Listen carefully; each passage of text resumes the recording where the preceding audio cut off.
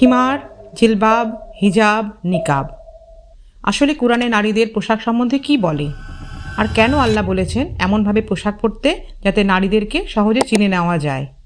Don't miss the end, কারণ আমরা এমন কিছু প্রমাণ আপনাদেরকে দেখাবো যা এর আগে হয়তো আপনারা কখনো শোনেননি।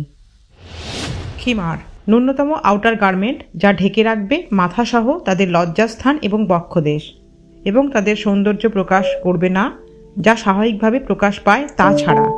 আর তারা যেন তাদের খিমার, মাথার ওড়না বুকে টেনে নেয়, অর্থাৎ শুধু মাথা ঢাকাই নয়, সেই ওড়না বুক পর্যন্ত ঢেকে রাখার নির্দেশ দেওয়া হয়েছে।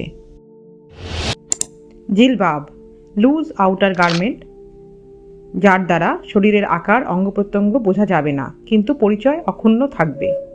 এখানে রফনা শব্দটি এসেছে আরাফা ধাতু থেকে, যার অর্থ চেনা বা পরিচিত হওয়া।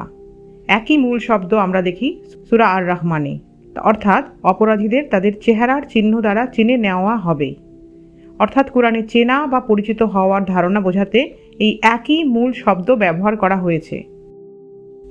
নিকাব শব্দের অর্থ হলো হোল বা ছিদ্র, যার ড্রেস কোডের সঙ্গে দূর দূরান্তে কোনো সম্পর্ক নেই, যদিও আমাদের সমাজে নিকাব বলতে ছোট কাপড়ের টুকরোকে বোঝায় যাতে চোখ বরাবর ছিদ্র থাকে।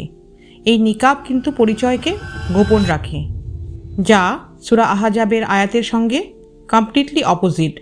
হজের সময় এহরাম অবস্থায় মেয়েদের মুখ খুলে রাখার নির্দেশ দেওয়া হয়েছে, আর সাধারণভাবে এর এক্স্যাক্টলি অপোজিট, মুখ ঢেকে রাখা, বৈধ হতে পারে কি? হিজাব অর্থাৎ প্রাচীর বা পর্দা, পার্টিশন। তবে আমাদের সমাজে পর্দানসীন নারীদের ড্রেস কোড সম্বন্ধে হিজাব এবং নিকাব এই দুটি শব্দই বেশি প্রচলিত। যেখানে কোরআনে মেয়েদের ড্রেস কোড সম্বন্ধে জিলবাব এবং খিমার এ দুটি শব্দের ব্যবহার হয়েছে, এবং হিজাব এবং নিকাব ড্রেস কোডের দূর দূরান্তে কোথাও উল্লেখ নেই। তাহলে কনক্লুশন কি দাঁড়ালো?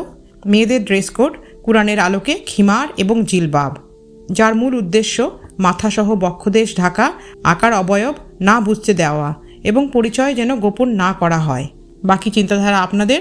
আল্লাহ knows the best. May Allah guide all of us to সিরাতুল মুস্তাকিম। আমিন।